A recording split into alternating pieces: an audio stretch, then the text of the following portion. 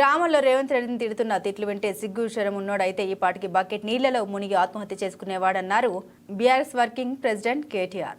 రేవంత్ రెడ్డి గారు అదేదో 10% 15% కటింగ్ పెడతా తల్లిదండ్రులను చూసుకోకపోతే అంటుండు కోత పెడతా అంటుండు. మరి రేవంత్ రెడ్డికి ఏం కోత పెట్టాలన్నారు?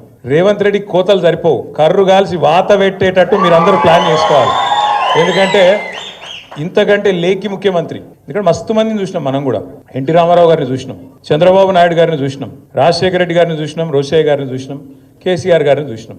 ముఖ్యమంత్రి అంటే ఇక మధ్యలో కిరణ్ కుమార్ రెడ్డి ఉండగానే లెక్కలో లేడు ఆయన పెద్ద, ఆయన ఆఖరి కిరణం కాబట్టి లెక్క పెడతలేం. ఇక ఇంతమందిని చూసినాక మంచోళ్ళను ఈయనను చూస్తే వీళ్ళు ఎట్లా అనిపిస్తుందంటే ఇక నాకు ఎట్లా అనిపిస్తుందో అనిపిస్తుంది. కానీ ఊళ్ళో ఎవరి ముంగట నన్ను గొట్టం పెడితే చాలు, ఒక తిట్లు కాదు, తెలుగు భాషల గిన్ని తిట్లుంటాయని కూడా తెలియదు, గన్ని తిట్లు తిడుతుండ్రు. నిజంగా చెప్తున్నా, ఇంకొకడు ఎవడన్నా రేషమునోడైతే ఈ పాటికి ఒక బకెట్లో నీళ్ళు తోడుకొని ఆయన దుంకి చచ్చిపోతుండే. రేవంత్ రెడ్డి కాబట్టి నడిచిపోతుంది. సిగ్గు ఇజ్జతు మానం ఏం లేవు. అరే నోరా మోరే అది. ఎలక్షన్ల ముందు ఏం చెప్పిండే ఆయన? మీ ఉరుకుర్రి 2 లక్షల రుణం తెచ్చుకోండి, నేను చెప్తానే ఉన్నా, వస్తూనే ఉన్నా, 9వ తారీఖు సంతకం అన్నాడు. మళ్ళీ ఇప్పటి వరకు 50,000 కోట్ల రుణమాఫీ అని ఇప్పటిదాకా రైతుల ఖాతాల్లో 12-13 వేల కోట్లు కూడా దాటలు వేసింది. కానీ అయిపోయిందని చెప్పి ఇలా ఉదరగొట్టే ఉపన్యాసాలు.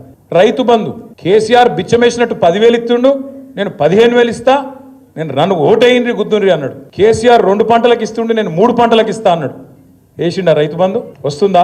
ఇలా సిగ్గు లేకుండా 2 సార్లు ఎగ్గొట్టి మొన్న అది కూడా మళ్ళీ అరకొరగానే వేసి 15,000 అని చెప్పి 12,000 ఇచ్చి దానికోసం అట సంబరాలు చేసుకోండి, ఇక మొత్తం దేశమంతా ఉరికురికి సంబరాలు చేసుకోండి అని చెప్పి రైతు వేదికల కాడ సంబరాలు చేసుకోమని చెప్తా ఉన్నాడు. దాంతోపాటు ఎన్ని మాటలు!